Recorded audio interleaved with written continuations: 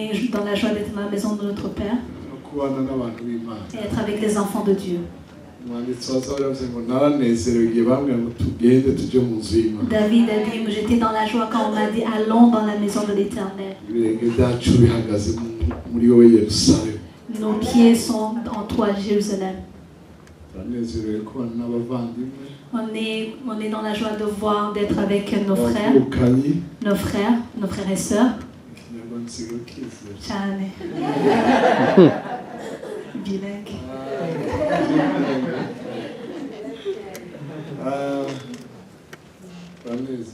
On est dans la joie. Et nous glorifions le Seigneur. C'est ma femme, une servante de Dieu, spéciale, remplie du feu, remplie des dons de oin, remplie de la parole. C'est une vraie servante. Avec beaucoup de cuisine bien.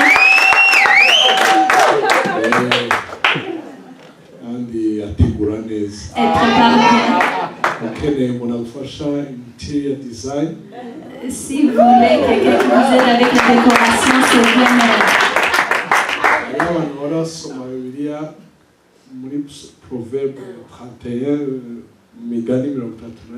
Proverbe 31, du premier verset. Verset 10, excusez. Il parle d'une femme spéciale. Et des fois, on pense qu'elle n'existe pas. Pour ceux qui ne savent pas, elle existe.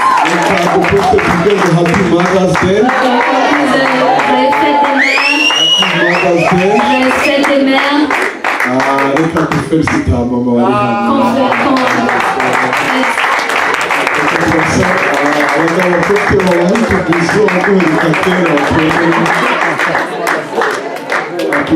Happy Mother's Day. Happy Mother's Day. Happy Mother's Day. Je fête des mères, je fête des mères. C'est une joie. Dieu nous a donné des enfants. On a eu 2 enfants, un garçon et une fille. Notre garçon travaille au Texas. Il s'appelle Enoch Mugisha Kivuye. C'est un jeune homme de 25 ans, 26 ans. Il va avoir 27 ans au mois de juillet.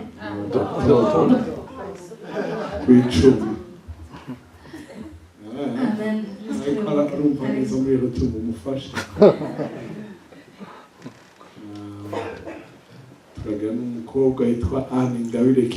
Et on a aussi une fille qui s'appelle Anne Ngabire Kivuye, une très belle fille. Elle vient récemment, elle a gradué. Elle a eu son diplôme de bachelor en gestion internationale. Elle travaille, maintenant se prépare pour travailler. Et par après, elle va continuer avec la maîtrise. Et son grand frère a déjà fait 2 maîtrises. Et Dieu nous a donné notre fille qui s'appelle Deborah Igiraneza.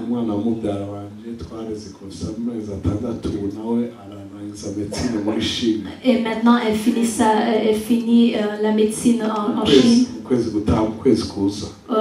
Juste au mois prochain. So, on va quitter ici, on va aller au Rwanda, puis après on va continuer en Chine. On est dans la joie. Si vous acceptez, je vais vous donner un peu de temps pour elle s'appelle Faith.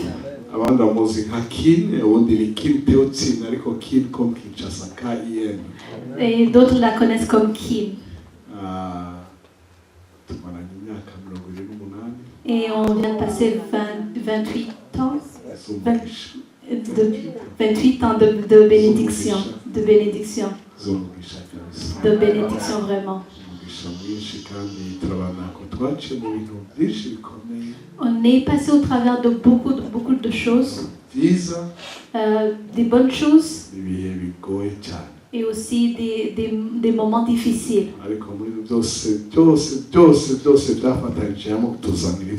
Mais toutes ces choses ont concouru pour nous faire du bien.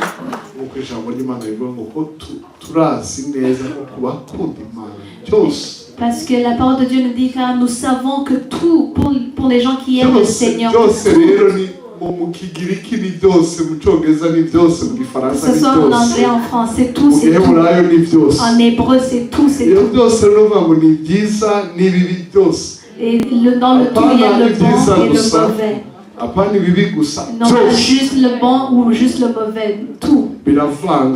Tout se mélange et amène quelque chose de bon.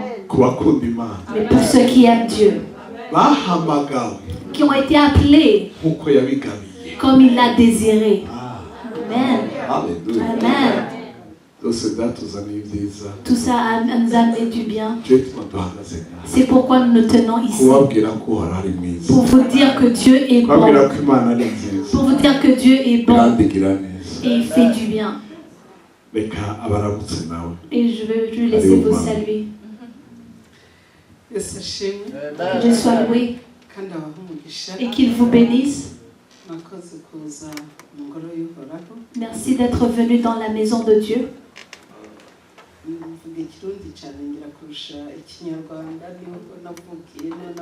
Je parle beaucoup plus le Kirundi que le Kinyarwanda parce que c'est là où j'ai grandi.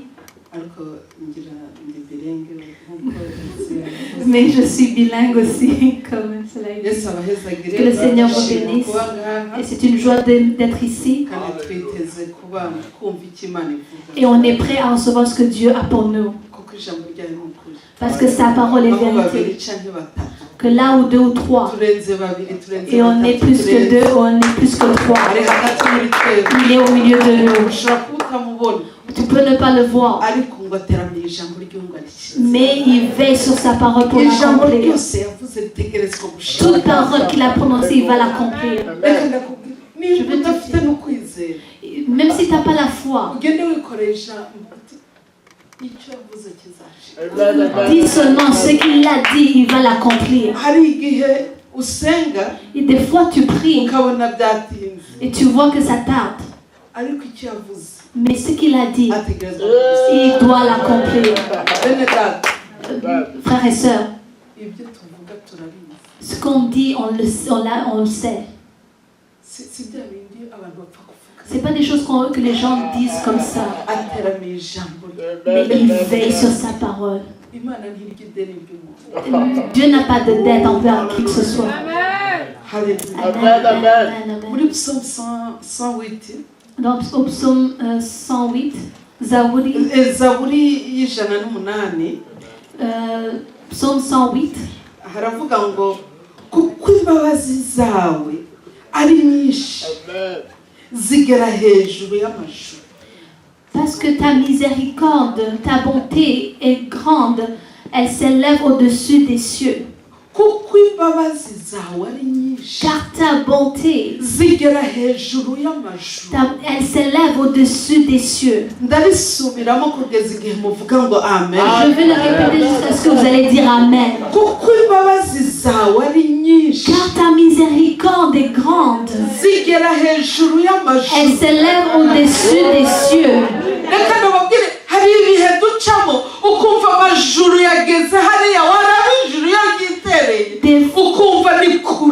Des fois, tu passes au travers des moments difficiles et tu vois que le ciel est loin de toi. Mais sa bonté, sa miséricorde, ça perce, ça dépasse les cieux. Sa miséricorde, la miséricorde du roi, elle s'élève au-dessus des cieux. Quand tu continues,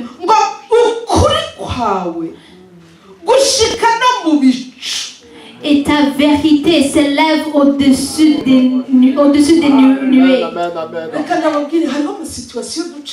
Il y a des fois des situations et on c'est comme des nuages, des nuées. Et tu ne vois rien. Et tu pries, tu ne vois rien. Tu chantes, tu ne chantes pas. Et tu essaies de manger, tu n'arrives pas. Mais sa miséricorde, elle s'élève au-dessus des cieux. Alléluia. Et cette miséricorde s'élève au-dessus des nuées. Et demande à ton voisin quel est ce nuage qui est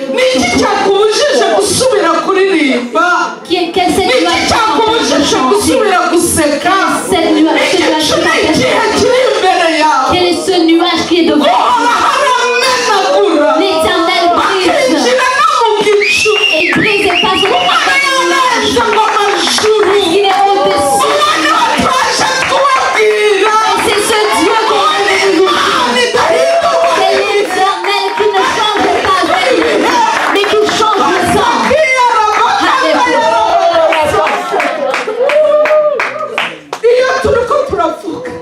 Quand on parle,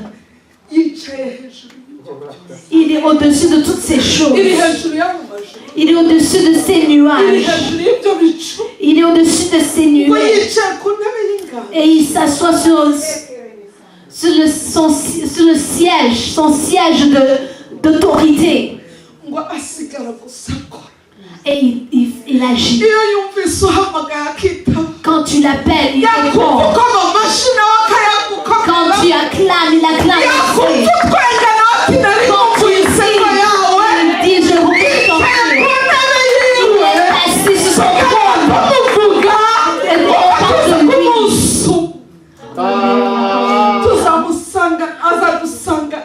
lui. Jusqu'au jour où il viendra. Et on va passer au travers de ces nuages. Amen.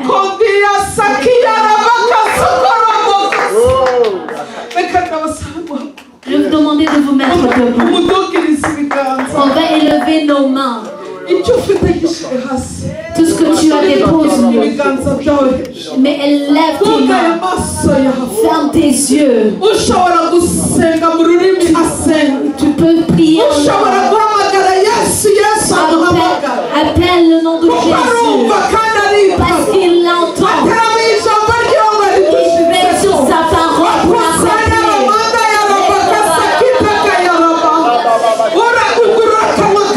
Ouvre ta bouche. Ouvre ta bouche. Les rivières de vie.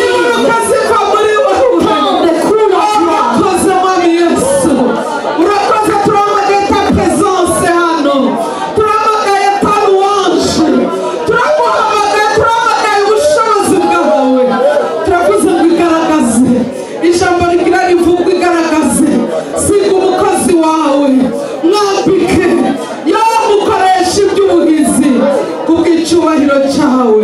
Amen.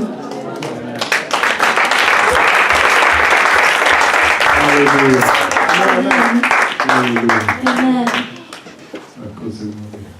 Merci. Amen. Hallelujah. Amen. Amen. Amen. Amen. Hallelujah. Amen. Amen. Amen. Imana ishimirwe ijambo ryayo. Que Dieu soit loué pour sa Reka parole. turabe mu gitabo cya mbere cy'abami, igitabo cya mbere cy'abami ndakoresha bire kirundi. On va ouvrir nos Yumva Bibles. nkoresha ijambo ry'ikirundi utumva uzamura ukuboko ndarisubiramo. Si tu entends une parole que je dis en kirundi que tu comptes la saisis pas, tu peux lever la Igitabo main. cya mbere cy'abami igice cya gatatu. 1 Roi chapitre 3. Hallelujah. Umurongo wa 16. Verset 16. Abami ba mbere igice cya gatatu umurongo wa 16. 1 Roi chapitre 3 verset 16. Ansenga bukeye bamaraya babiri baza ku mwami bahagarara imbere yiwe. Umwe muri bo aravuga ati urazirikanye mugenzi je n'uyu mugore tubana mu nzu imwe bukeye mbyara umwana turi kumwe mu nzu maze iminsi 3 mbyaye uyu mugore nawe aravyara kandi twari twenye ata umuntu wundi yari kumwe natwe mu nzu atari twebwe gusa. Hanyuma umwana w'uyu mugore ahenga mu ijoro arapfa, nyina yamuryamyeko, nawe acavyuka mu gicuku ankura umwana iruhande sinziriye, ryo musabye wawe amuryamika mu gikiriza ciwe, wa wundi yapfuye amuryamika mu gikiriza cane, ngo mvyuke konsa umwana bugira buce sanga yapfuye, ariko bukeye ndamwitegereje sanga suwi wanje navyaye, siyo wanje navyaye. Ubundi mugore aramwisha ati namba ukomeye niwe wanje nawe wapfuye ni rwawe, uno nateka namba wapfuye niwe mwana wawe ugikomeye niwe wanje. Uko niko baburana imbere y'umwami. Nuko umwami aravuga ati mbega kumwavuga ngo ukomeye niwe wanje ngo nawe wapfuye niwe wawe, ubundi akavuga ati namba wapfuye niwe wawe ugikomeye niwe wanje. Umwami arongera avuga ati nimunzanire inkota, bayizana imbere y'umwami, maze umwami aravuga ati uwo mwana akomeye nimumucemo kubiri, igihimba kimwe mu gihe umwe ikindi mu gihe uwundi. Nuko wa mugore nyina w'umwana akomeye kuko umutima arafise ikibabarwe c'umwana wiwe, abarira umwami atewe mugenzi uwo mwana akomeye tumumuha ntumwice na gatoya, ariko wawundi ati nimumucemo kubiri tumubure twebwe. Maze umwami araheza aravuga ati uwo mwana akomeye ntimumwice na gatoya, mumuhe urya kuko ari wenyine. Nuko abisirayeli bumvise uko umwami yaciye urwo rubanza baca baramutinya, kuko babonye ko ubwenge buva ku Mana buri muri we bwo guca imanza. Imana ishimirwe ijambo ryayo. Ndiro umuvandimwe, dis à ton voisin, ndiro umwene data, dis à ton frère, sœur, umwana muzima n'uwawe, l'enfant qui vit est à toi, kandi umwana muzima n'uwanje. et l'enfant vivant est à moi aussi. L'enfant qui est vivant est à toi et il est à moi. Ce qui est vivant est à toi et à moi. Alléluia. Ne regardez pas. Ce qui est vivant est à toi et à moi. Que Dieu soit loué. Alléluia. Amen. C'est ainsi que Dieu a dit le roi. Et le roi a dit l'enfant qui est vivant est à toi. Amen.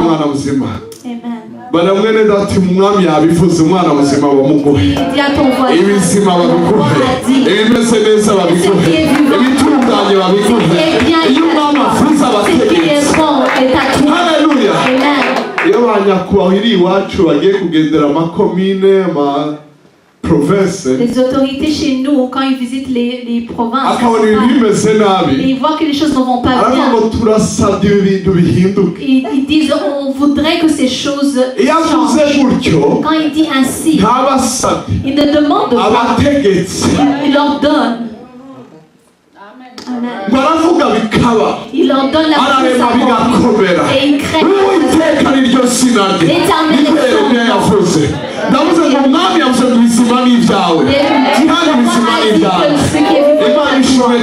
que Dieu soit loué. Une fois j'ai partagé cette parole avant que je commence. Ça m'a été donné à on était quelque part au Burundi, on s'appelle Muyinga, au nord du Burundi. Quand j'ai parlé, j'ai vu un dessin. Je me suis tué. On nous a appelés pour prêcher. C'était une conférence qui était organisée par les autorités. C'était la première fois que j'assistais à une conférence que j'ai pas organisée. Ceux qui ont invité sont les gouverneurs. Et ce gouverneur était un musulman. Quand je me suis levé pour parler, j'ai senti l'autorité. J'avais l'autorité du ciel. J'ai dit non, Satan, aujourd'hui, je vais te montrer. J'ai commencé à travailler à un autre niveau. J'ai dit non. Je vais travailler.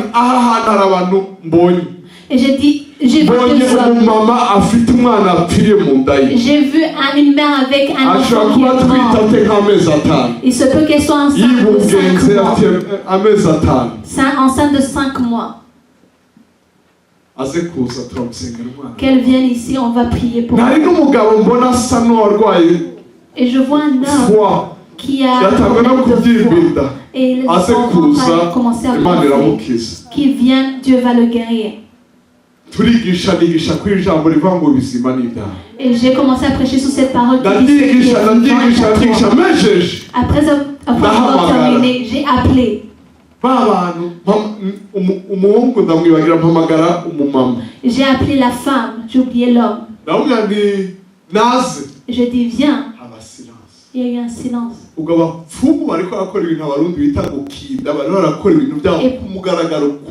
Et pendant ce temps, il y avait des sorciers qui faisaient leurs choses. C'était un dimanche et la conférence au stade. Il y avait des policiers, beaucoup de gens là. Et eux, ils faisaient leur affaire. On a prêché. Et des sorciers étaient là pour travailler en plein jour. J'ai dit aujourd'hui, et j'ai appelé la maman. Elle n'est pas venue. Et le diable a commencé. Pourquoi tu as fait ça? Tu es habitué à l'église vivante où tu dis il y a quelqu'un. Pourquoi tu as précisé? Maintenant tu vas avoir la honte. Tu vas avoir la honte devant tous ces gens. Tu vas avoir la honte. Et j'ai dit, je sais car Dieu me l'a dit. Je ne veux pas vous retenir. On va arrêter. On va prier pour retourner. Mais je sais qu'elle est ici. Mais j'ai oublié l'homme. Quand j'ai dit qu'on arrête, vous savez, quand tu dis qu'il y a un sens de une ou deux minutes sans quand j'ai dit c'est bon, j'entendais crier. Elle arrive. Elle est venue lentement. Elle est montée en avant. Et j'ai vu qu'elle avait 3 mois. Et elle avait fait un accident de voiture. Elle est allée au coma, puis elle est revenue.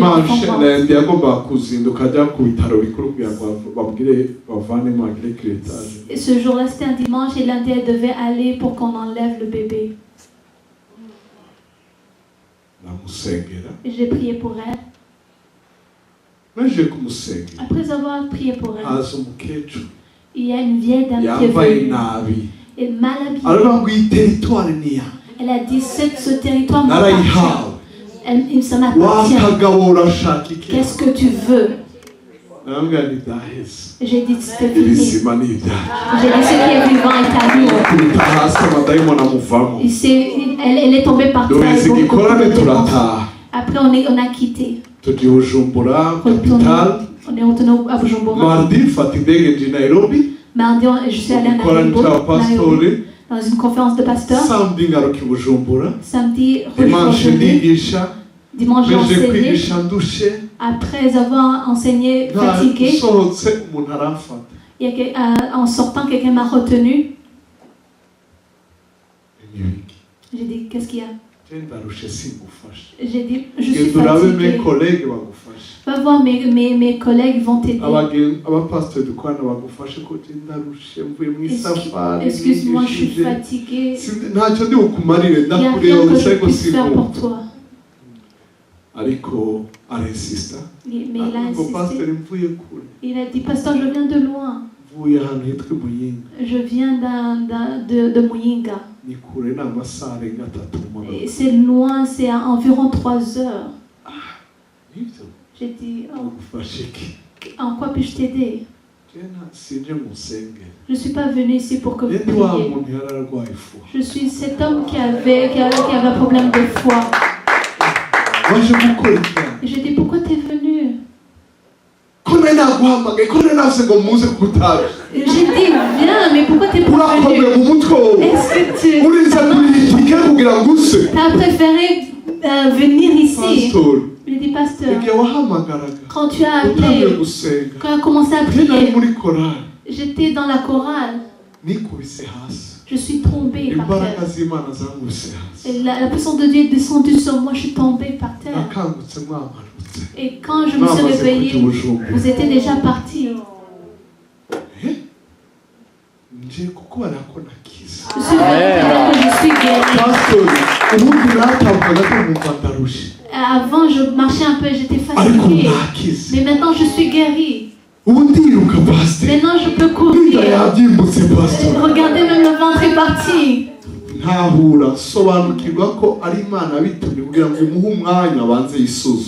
Et j'ai compris que c'est Dieu qui lui avait permis pour qu'il y ait le temps de s'examiner. Et je commençais à courir. Et j'ai appelé mamie. J'ai appelé le protocole. J'ai dit, venez voir cet homme. Et là, je me suis rappelé. Et il n'y a pas de nouvelles de la femme. Et, oh, c'est une voisine. Oui. Elle dit, je ne sais pas, j'ai pas de nouvelles. Mais j'ai comme l'impression que les nouvelles sont bonnes. Est-ce que vous avez son téléphone? Non.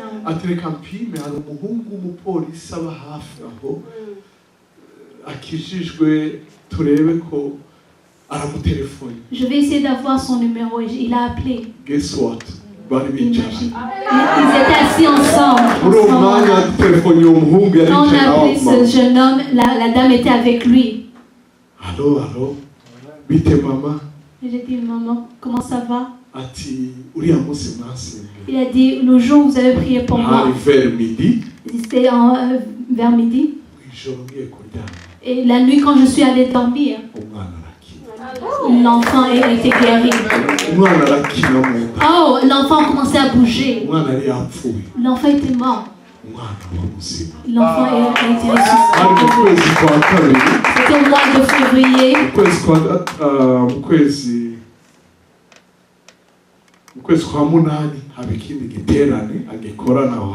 Et au mois d'août, il y a eu une autre conférence à ce même endroit. On est retourné. On m'a demandé de diriger, de conduire la conférence. Et j'ai demandé, est-ce que cette femme-là est encore? Elle est venue avec un bébé. Amen. Et je viens te dire que ce qui est vivant est à toi. Ce qui est vivant est à toi. Ce qui est vivant est à toi. Je voulais te dire que ce qui est vivant est à toi. Amen.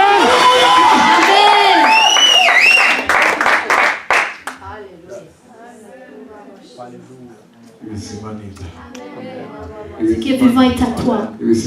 Ce qui est vivant est à moi. Tu peux l'avoir. Mais cette femme n'a pas juste reçu comme ça. Il y a des étapes.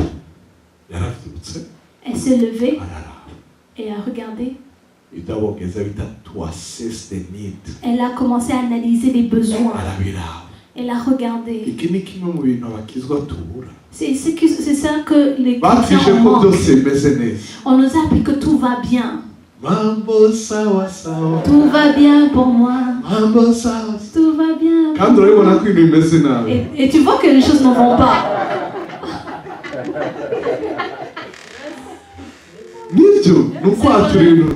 C'est vrai, il faut proclamer les bonnes choses, mais quand tu vas dans la prière, tu vas et tu dis, Seigneur, je suis malade. Dans mon compte de vie, le monde doit que tout va bien. Mais toi, Seigneur, je ne peux pas. Tout simplement quelque chose. Mon enfant est malade. Mon dossier me fait peur. Au travail, ça me fait peur. Rien ne va. Je ne veux pas parler le Kirundi en Kirundi.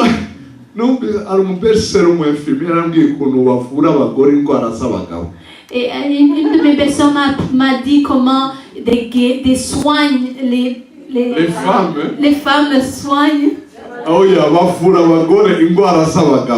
Ils soignent les femmes les maladies des hommes.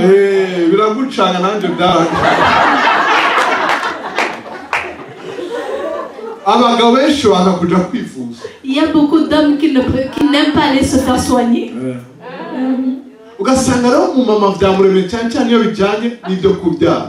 Et des fois, la femme a des problèmes, elle ne sait pas quoi faire. Spécialement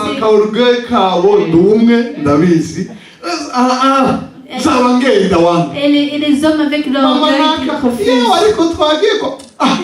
La femme, elle dit, allons voir le médecin.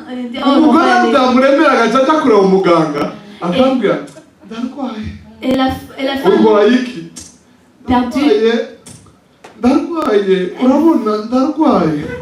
va voir le médecin et dit je suis malade. Et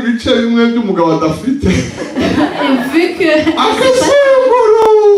elle tourne en rond, et jusqu'à ce qu'elle souffre. Et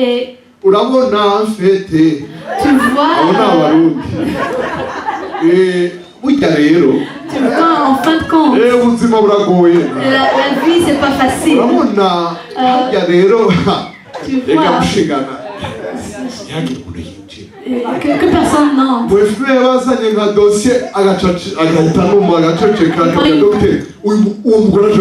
Que vient faire cette infirmière ici? Est-ce que tu veux être guéri? Regarde le problème et appelle-le par son nom. Amen. Elle s'est levée. Ça c'est pas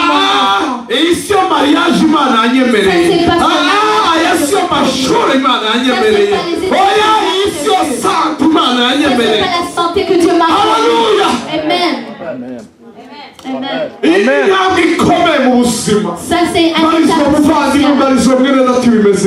Demande à ton voisin comment ça va. J'ai pas demandé quelque chose. Demande seulement. Pose la question. Comment ça se passe? Comment ça se passe? Ne me dis pas comment ça va. Juste me pose la question. Et le reste, dis-le au roi. Après avoir regardé la situation, après avoir regardé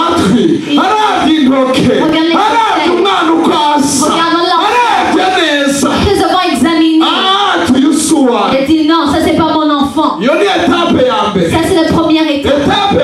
La deuxième étape, elle a amené ça au roi. Il y a une étape que j'ai sautée. J'ai pas besoin de dire. C'est discuter avec lui. Non, tu es en train de mentir. Non, tu te...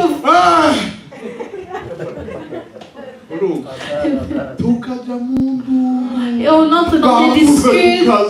Oh, on a parlé de mon travail. On a dit que on a dit que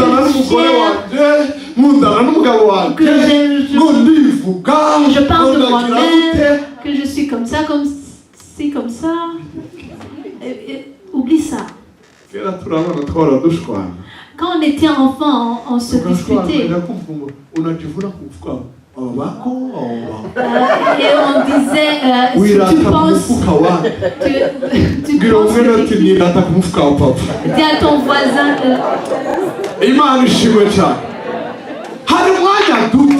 il y a un temps qu'on perd. On ne sait pas combien de temps elles ont discuté. On ne sait pas combien de temps elles ont perdu. Il y a beaucoup de temps qu'on perd dans la vie. Il y a des temps où on perd en train de se discuter avec nos frères. Le temps qu'on perd en train de se discuter. Sauvons le temps. Amène le roi. Amen.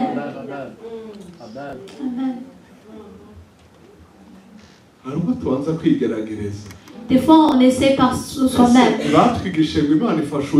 On nous a pas dit que Dieu aide ceux qui s'aident.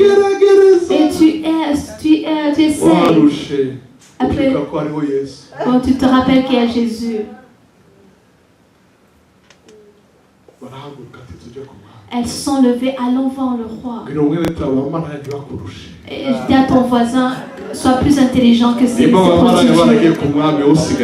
Si ces prostituées sont allées voir le roi, pourquoi toi tu restes en arrière? Amen. Amen, amen. Ils ont amené le roi.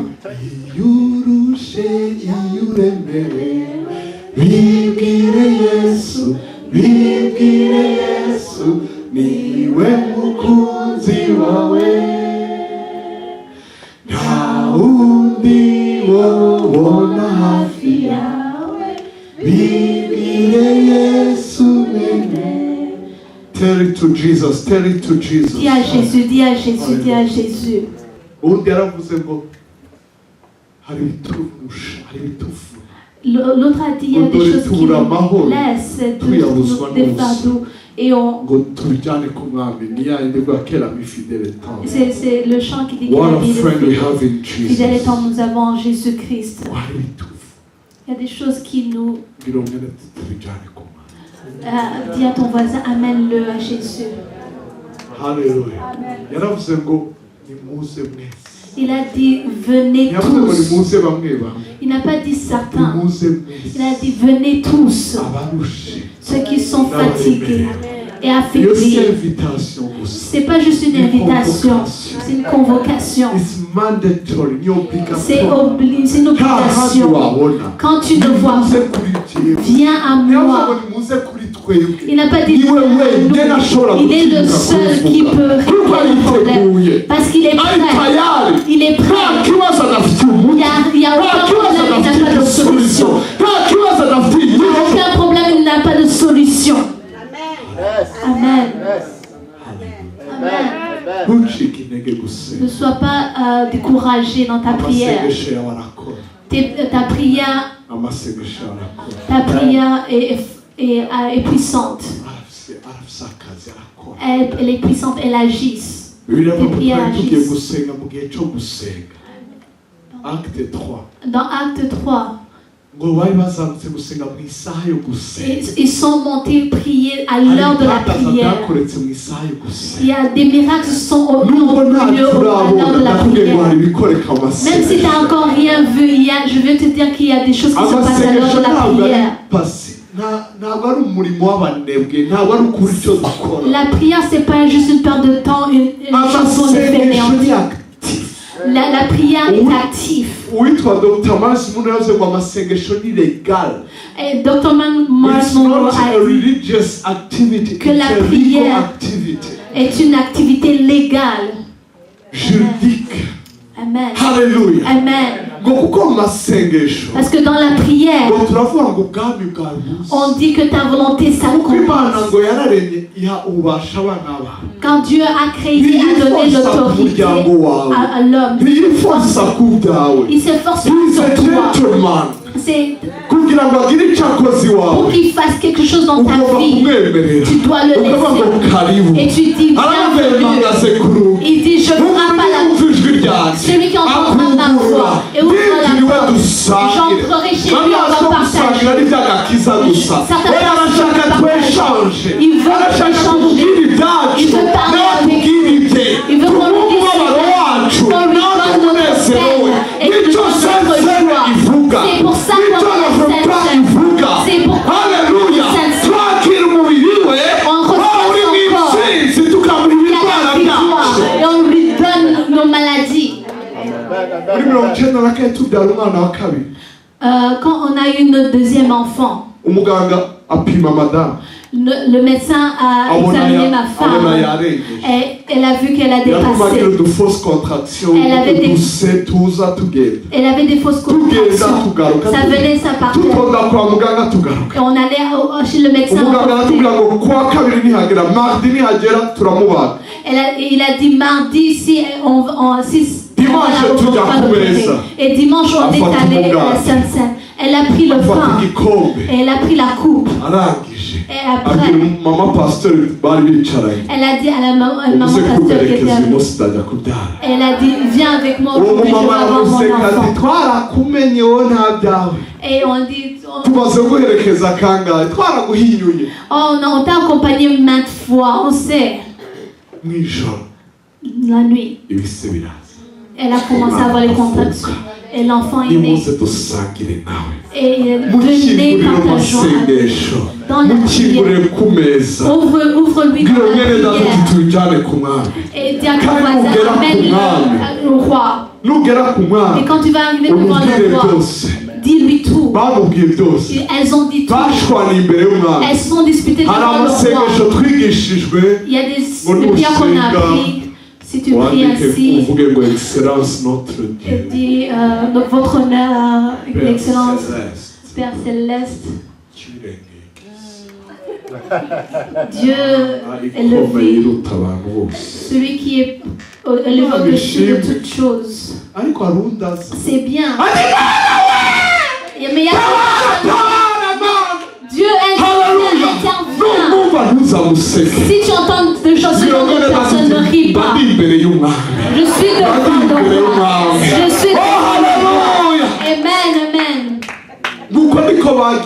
C'est comme ça qu'elles ont discuté. Non, vivant éternel. Non, et le roi a dit non. Si tu vas devant le roi, parle. Parle. Amen. Après avoir parlé, et laisse l'épée venir. Amen. Le roi a demandé qu'on amène l'épée.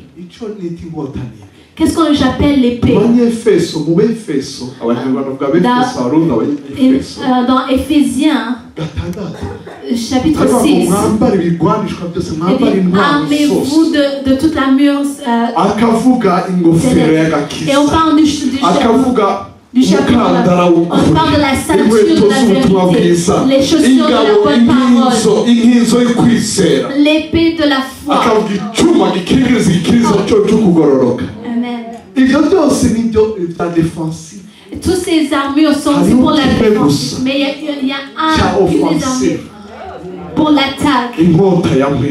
L'épée de l'esprit, qui est la parole de Dieu. Amen. Et le roi a l'épée.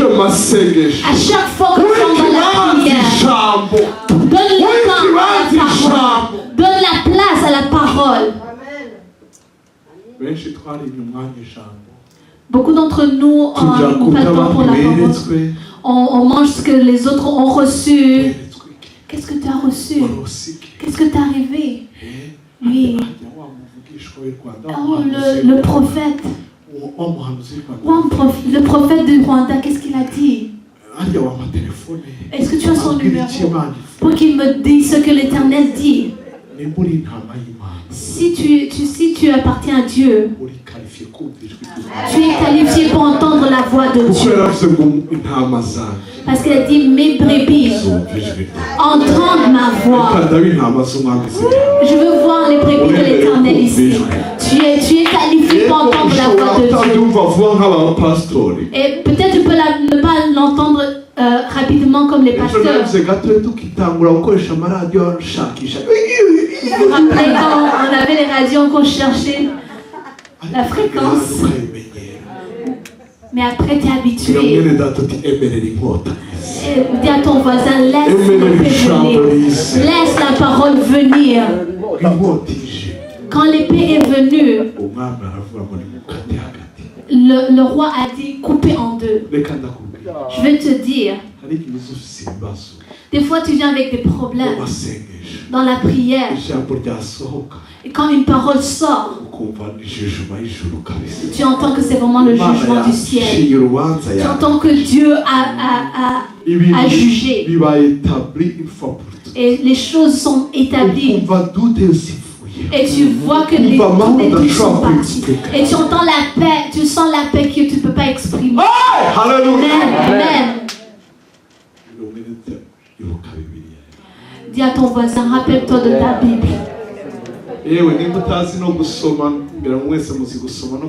Si, j'espère que tout le monde connaît.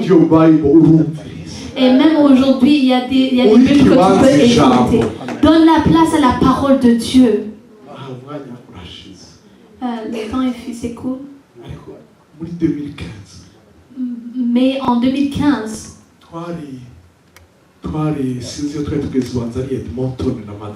on était à Edmonton avec ma femme.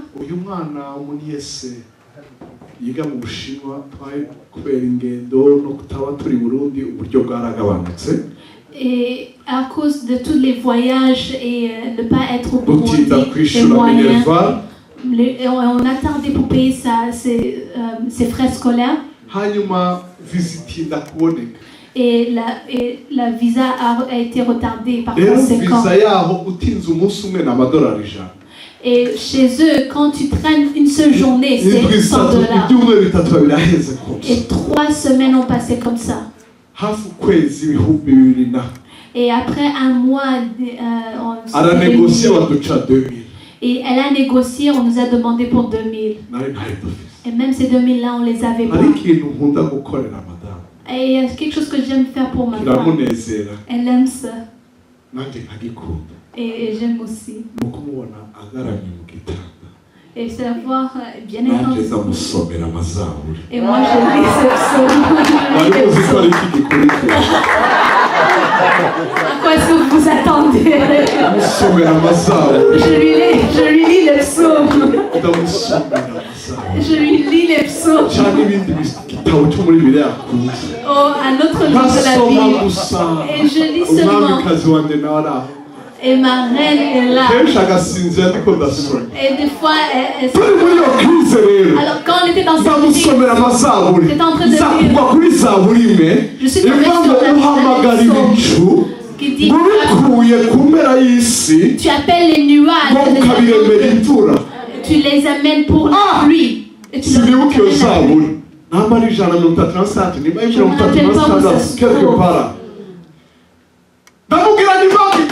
Je dis, elle commençait à s'endormir. Je dis, l'argent arrive. Elle est en train de recevoir un message. Je dis oui. Elle dit au téléphone. Je dis non. Je viens de comprendre que la pluie qui tombe ici, elle vient de quelque part.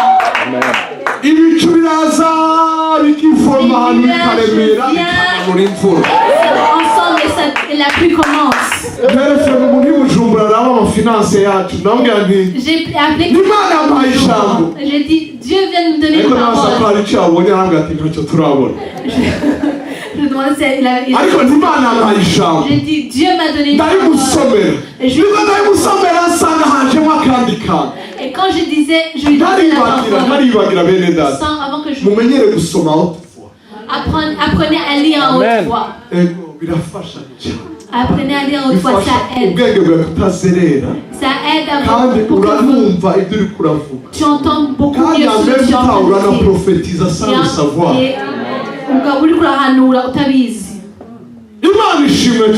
Amen. Quand j'étais en train de lire pour la personne qui est à Bujumbura, et j'ai constaté quelque chose. Il crée ses... Il amène aussi des orages. Il cause aussi des orages. Et j'ai dit, oh l'argent arrive. Parce que les orages, ça frappe. Quand j'étais au téléphone, après avoir parlé avec lui, un message est rentré dans le téléphone. Une mère qui est au Sud-Afrique, l'Afrique du Sud. Elle a dit, est-ce que vous allez bien? Elle a dit, mamie. Et vous n'êtes pas fatigué avec tous ces voyages? Je lui ai dit, oui, je suis vraiment fatiguée. Elle m'a demandé, comment sont les finances? Ça va. J'ai dit, ça va. Iragenda. Mais je sais que vous ne parlez pas de ces choses. Et elle m'a dit, dis-moi où est-ce que je peux envoyer quelque chose. Je lui ai demandé de quelle taille. Elle m'a dit $2000.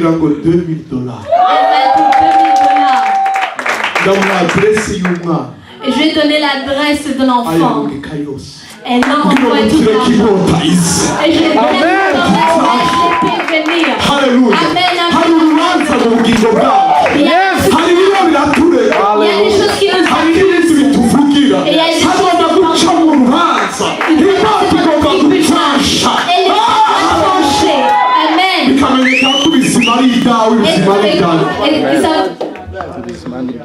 et ce qui est vivant est à toi, et ce qui est vivant est à moi. Les docteurs disent tu vas mourir. Le ciel dit tu vas pas mourir, tu vivras. Amen, amen, amen, amen. Amen. Quand le roi a dit qu'on coupe,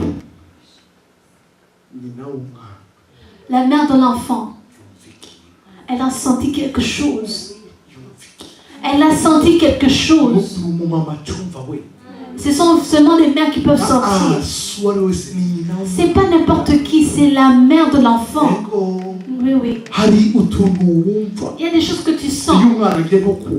Quand l'enfant va tomber, tu en sens quelque chose dans la peau. La parole. C'est la parole qui fait que quand tu vois quelque chose, que les gens parlent ou pas, tu sens en toi. Tu ne peux pas l'expliquer. Mais sentir quelque chose. Demande à ton voisin, est-ce que tu sens quelque chose? Est-ce que tu sens quelque chose?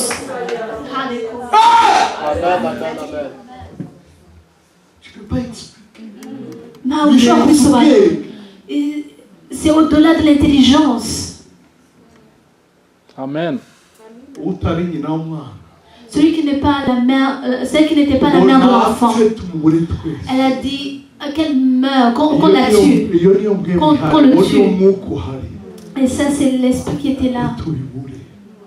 Pour qu'on perd tout.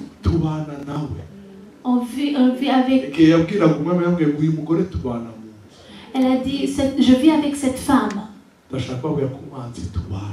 vais te dire que l'ennemi, on vit avec. Et il y a des gens qui disent non, c'est fini.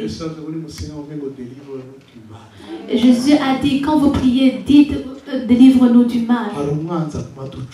Il y a un ennemi qui nous surveille. Il profite de la nuit. De la nuit de la vie.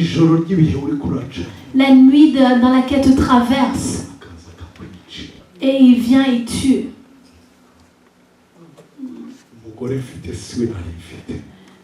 C'est pas le mari que j'ai, c'est pas celui que j'ai. L'enfant, vous êtes dormi bien, vous rêvez avec la fièvre. Et il parlait bien. Tu es allé en mission et les choses ont changé. Tu étais en congé et tu reviens au travail, les choses ont changé. Profite de l'absence. Profite du sommeil.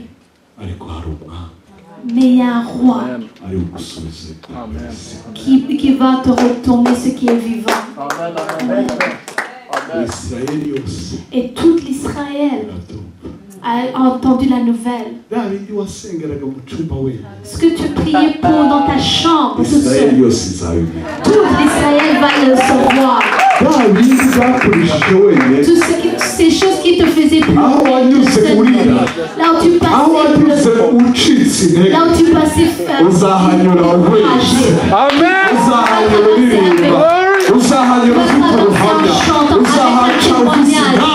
Tu vas traverser la nuit avec un témoignage. Amen. Je vais finir par ceci. Je peux parler longtemps. Il y a un témoignage que j'aime partager par rapport à la prière. En 1994, pendant la guerre, quand la guerre était vraiment chaude, on a envoyé quelqu'un pour arrêter nos prières.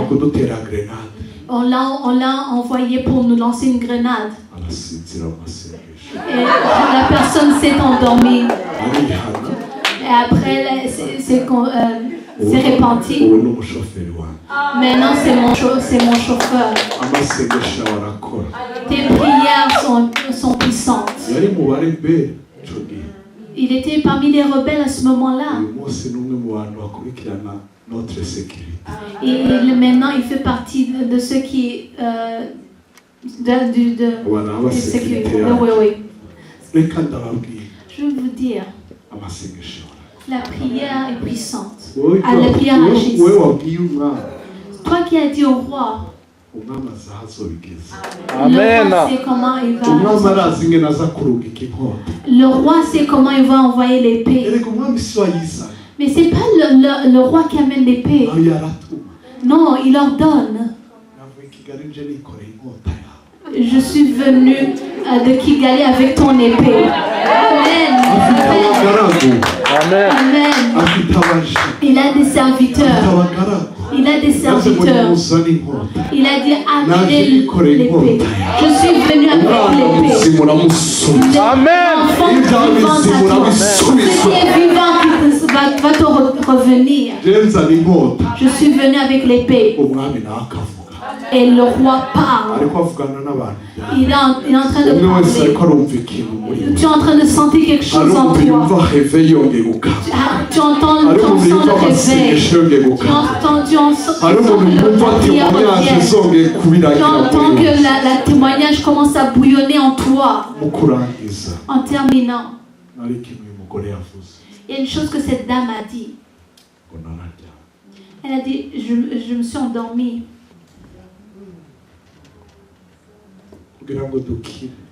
Pour guérir, il faut reconnaître les fautes qu'on a commises. Je me suis endormie. Je me suis endormie et mon foyer est allé. Je me suis endormie et les finances ont tourné. J'ai été distrait. Mon roi, je me suis endormie. Et je me suis réveillée et les choses avaient changé. Jésus a dit, ils se sont endormis et l'ennemi est venu semer les mauvaises graines. Dormir, c'est pas juste aller dans ton lit. Ici au Canada, là où tout est vide, là où tu as besoin de travailler 2 ou 3 jobs pour soutenir la famille, tu fais ici, tu travailles ici, et tu cours là-bas. Et ces enfants pour qui tu travaillais ont pris une autre direction. Tu dis, je me suis endormie. Et je me suis réveillée et les choses avaient changé. Mon roi, je me suis endormie.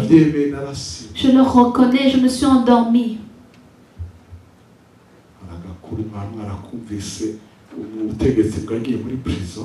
Il y a une autorité qui est allée en prison. Il a vu 3 hommes enfermés. Il a demandé, toi, pourquoi tu es là? Et il a dit, moi, c'est l'injustice. Parce que je ne viens pas de la même famille que les gens là-bas. La même région. Vous savez que ces choses sont importantes en Afrique. Et l'autre a dit, c'est parce que je suis pauvre. Si j'étais riche, je serais déjà dehors. Il a demandé à la 3e personne. Il a dit, pourquoi tu es là? Il a dit, moi. Même le fait que je suis ici, même le fait que je respire encore, c'est la grâce de Dieu. Avec tous mes fautes, je ne comprends pas pourquoi ils m'ont mis juste ici. Et l'autorité a dit à la personne qui gérait la prison, il a dit, libérez ce pécheur.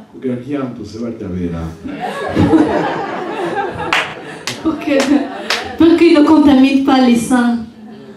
Ils sont restés en prison. Et le pécheur est sorti. des pécheurs qui ont reçu la grâce. On a reconnu nos fautes. On a demandé pardon. Et maintenant, turabiteguye. Amen. Amen. Amen.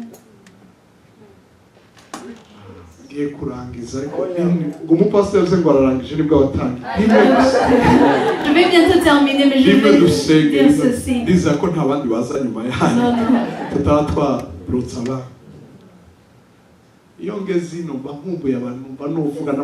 Quand je reviens ici, je ne peux pas.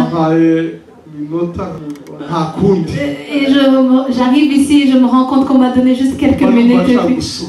Mais je sens comme si je devais partager tout. En 90, quand on attendait d'avoir le premier, on est allé au marché avec ma femme. Elle pouvait pas se pencher. Elle me disait ceci. Et dans le marché, j'ai entendu quelqu'un crier. Une fille qui appelait mon nom. Je me suis tue. On a continué.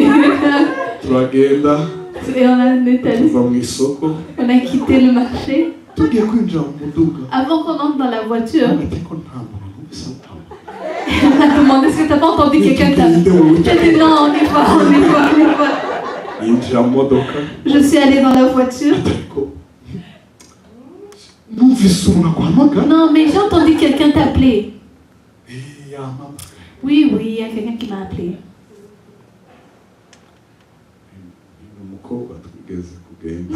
C'est une de mes ex. C'est une de mes ex. Non, je vais la voir. Comment tu vas la trouver dans tous ces mondes?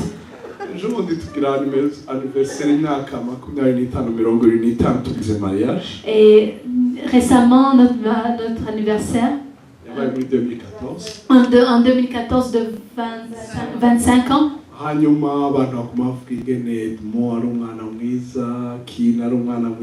et les gens parlaient bien de nous. Et nos enfants étaient là. Ma fille. Oui, Anne, ma fille. Elle était en arrière de moi.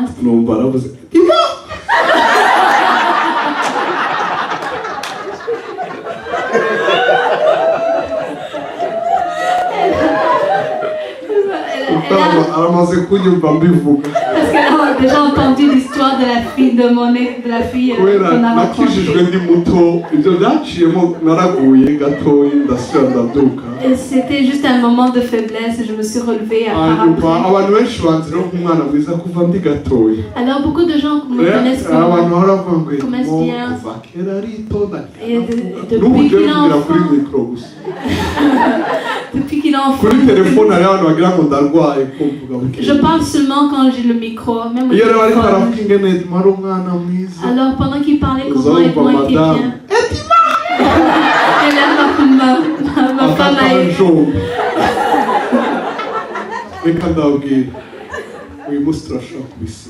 Maintenant on peut en rire parce qu'on a été pardonné.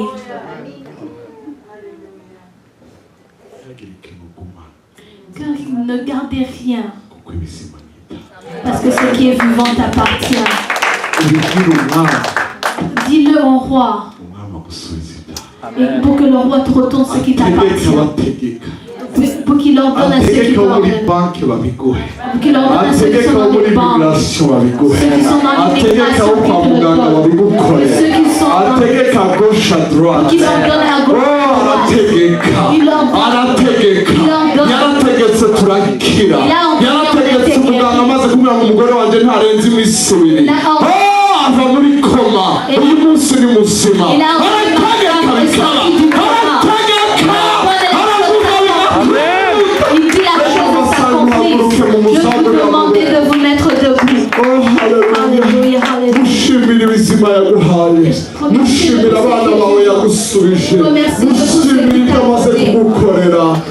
merci de ce que tu as donné. Et pour Alléluia. Remercie-le. Remercie-le. Remercie-le. Il a dit ce qui est vivant. Lève ta voix et ferme tes yeux. Ne sois pas distrait. Lève ta voix. Alléluia, alléluia, alléluia, alléluia.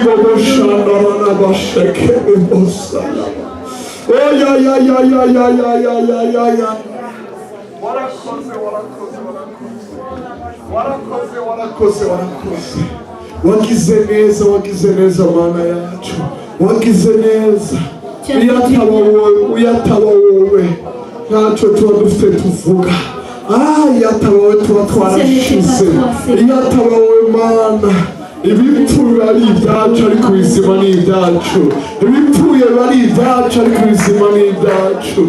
Mana tuje gushima, tuzanywe no kugushima, tuzanywe no kuguhimbaza, tuzanywe no kukunirahaza, tuzanywe no kukuvuga ibigwi, tuzanywe no kugushyira hejuru izina ryawe, tuzanywe no kugutazira, tuzanywe no kukuruwa, tuzanywe Mana no kugushima, kandi tuzanywe no kugusaba Mana. Hallelujah.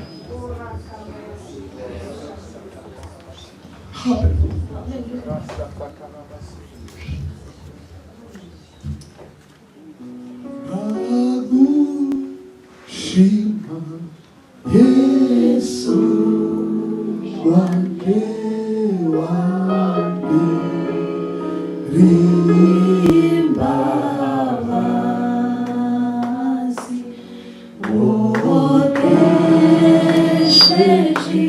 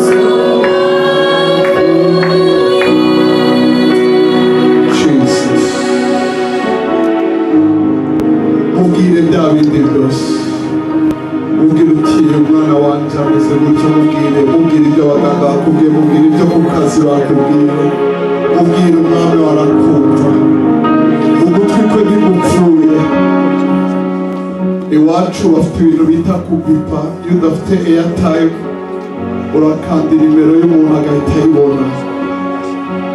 Yaravuze muri Yeremiya 33 ngo mpamagara ndakwita. Muhamagara arakwita. Mubwire bya bindi byose biguteye ubwoba, bikubabaje, byagukomerekeje, bya bindi utumva neza iyo bizarangira. Bimusanire ku gicaniro, bimusanire imbere ye. Aha turi mu nzu ihari ku musozi we, ku musozi we birarobeka. Nicyo bituma yitwa Yehova Yire. Ku musozi we birakunda. Mana ndashaka kubona ibyanjye bigenda neza. Mana ntabara ntawe undi. Niyo wumbura ikiganza ugahaza ibiri n'umugisha, ugahaza ibiri n'umubiri byose. mubwire gutabara. Nturangazwe n'uri hararirimba no kugira ngo ubone umwanya wo gusenga. Mubwire ndagomba kuntabara abantu. Sinzi ukuntu ibintu ndi bubivemo. Wenda wowe bimeze neza, usengere umwana wawe, usengere umubyeyi wawe, usengere umuvandimwe, usengere uwagutuye umutwaro. Hari uwakwandikiye ngo usengere, umusengere bizana imbere y'Imana. Aratabara, arakiza, arabohora, aracungura.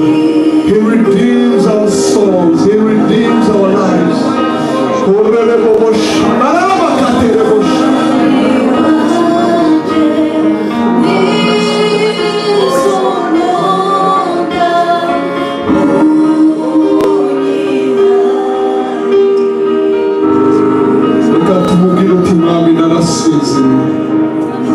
Mwami narasinzira.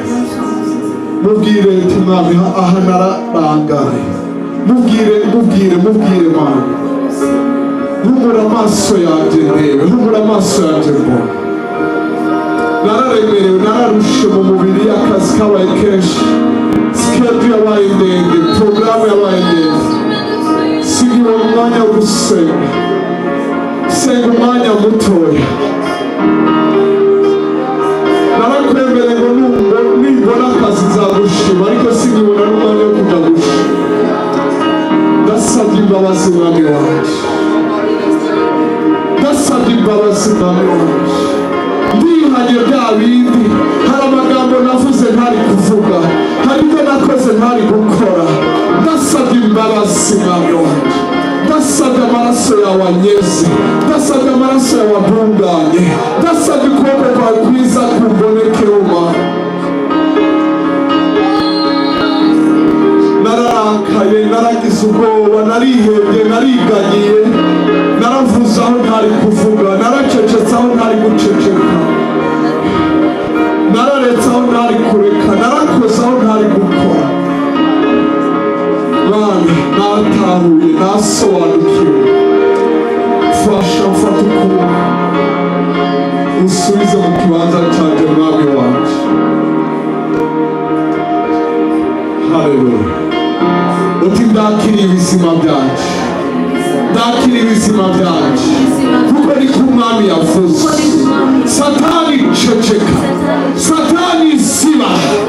Umwami yavuze ngo ibizima ni ibyanjye. Yavuze ngo rekura umuryango wanjye. Yavuze ngo rekura abanje. Yavuze ngo rekura ibyanjye. Umwami yavuze ngo nibambe ibizima byanjye.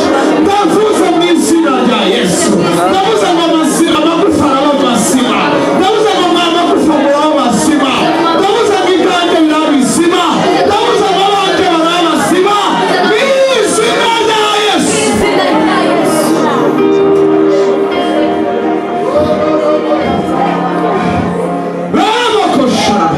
Tegeka hejuru y'ayo magufa. Vuga icyo Umwami avuga ku muryango wawe. Vuga uti uku niko Uhoraho avuze, uku niko Umwami avuze, uku niko Uwiteka avuze. Ibyanjye biraba bizima, abanje baraba bazima, ibyanjye biratunga. Haleluya, haleluya, haleluya, haleluya.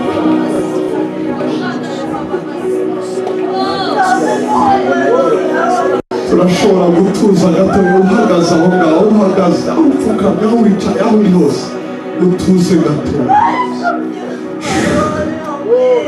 Urekera ayo marira ntacyo. Ntacyo murekera ayo marira. Nushaka uvuza induru.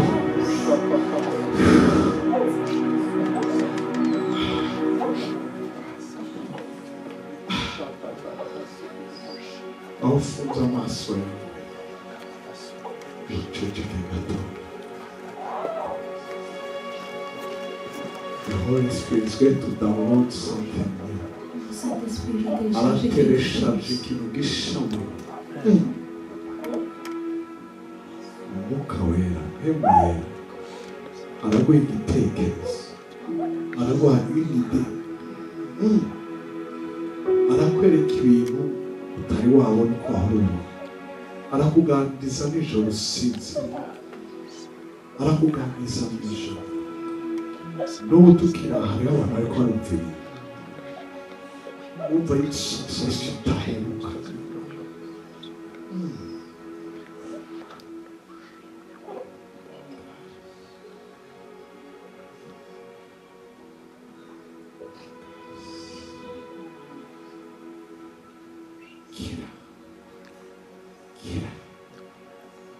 de la tête jusqu'au pied. Amen. Umuriro mukumanukira buri hose. Ibyawe n'ibitungane. Igihe bari baracuritse n'ibicuku.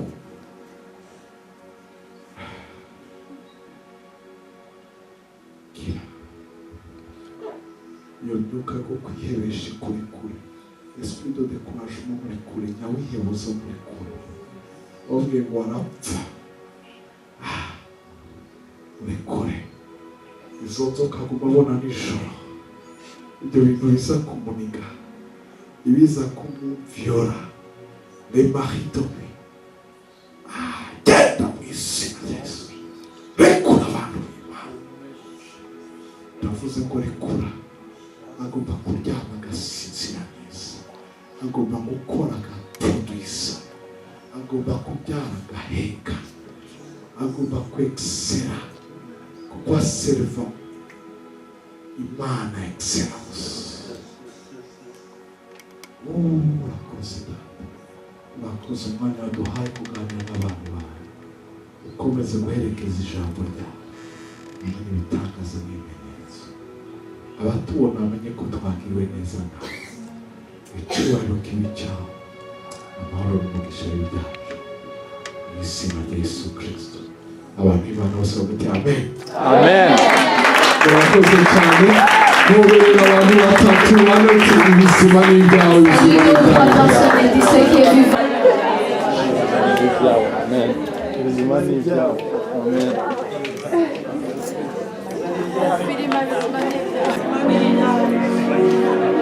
Uraza gukomereza hanze.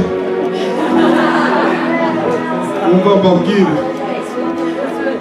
Ashaka kubashimira ko mwakira ijambo. Amen. Kandi mwakoze kwihangana. Amen. Izindi gahunda kubana na Fabric Imana ibaherekeje. Amen. Now. Muri 2010 nagiye Côte d'Ivoire mvugira ijambo. En 2012, je suis allée en Côte d'Ivoire et j'ai partagé ces paroles. Umwe mu bayobozi b'itorero bari batwakiriye babona igicapo abona asohoye umurambo mu nzu. Et l'un des dirigeants a vu un des anciens de l'église a vu qu'on sortait un cadavre dans un dessin. Et il a demandé. Et il a demandé autour, il a su que dans cette maison il y avait quelqu'un qui était mort. Ils avaient eu des enfants. Mais ils étaient encore jeunes. Mais ça marche pas. Après ce temps, ils ont eu un enfant. Je dis que tous les morts sortent de vous. Que celui qui est venu pour te voler ton enfant, que cette parole amène la récolte. Que le Seigneur vous bénisse. Merci beaucoup.